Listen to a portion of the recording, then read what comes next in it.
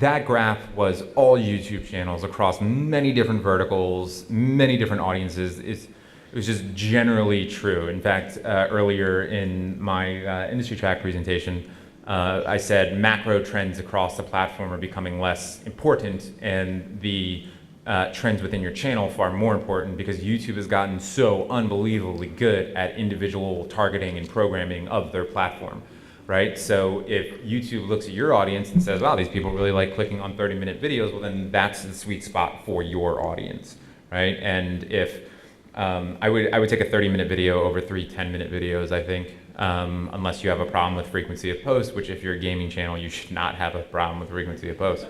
Yeah. So like you talk about consistency, but what if the nature of your channel, like there's inconsistency inherent to it? So like if you do movie or product reviews, then oftentimes you have to get the video up like as soon as the movie or product comes out. So what would you recommend in the case where like your post schedule is kind of inconsistent, like just inherently? So I'm going to answer your question very broadly. What I would say is the nightly news doesn't change from day to day, basically, right? Not in terms of like the content that they cover, but every day it comes on at 5 and they talk about the news. So if you can't do a daily video where you can talk about all the things from that day or whatever it is, and you do just like weekly, then I would stick with that weekly format and try to get to a daily.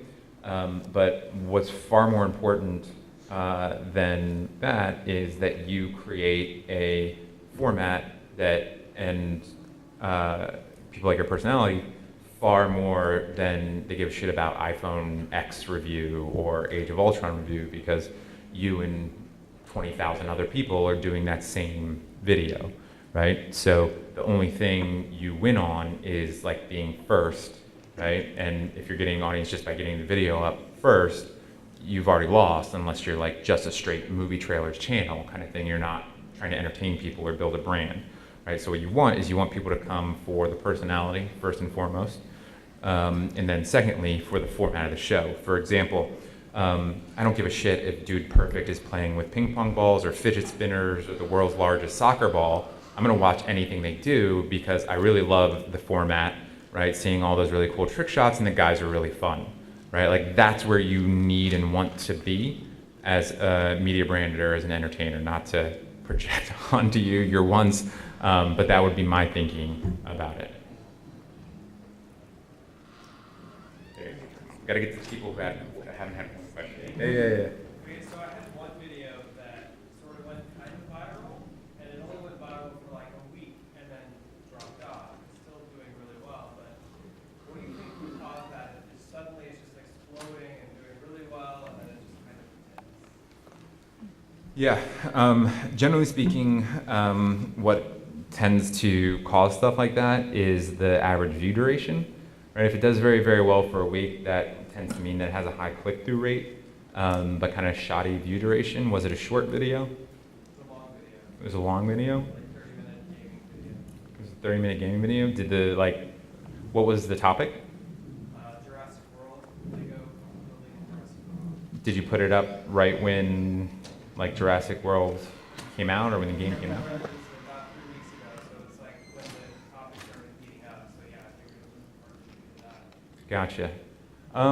Yeah, I mean, I'd have to dig into the analytics, but were you getting a lot of browse views, a lot of suggested views, or both? Suggested views. So it was probably actually the other video? Well, was it suggested from a whole bunch of videos or from 1 or 2 videos? From a few videos, mostly from another Lego channel that was doing a similar topic. Right. So what probably happened was your video was great for a suggested video for that video for a time being, especially because it had the new tag, and then once it stopped being new, YouTube was like, let's put something else there. So that would be my guess now that we got to dig into it a little bit. Okay, I've got the wrap it up sign from our lovely helper. By the way, can we just real quickly say thank you to everyone who works at VidCon and programs VidCon. Like, they've done a pretty amazing job. Thank you. Guys, you've been absolutely wonderful. I'm happy to keep answering questions, but just know you are standing between me and a chocolate peanut butter milkshake from Haagen-Dazs, so my answers might be brief.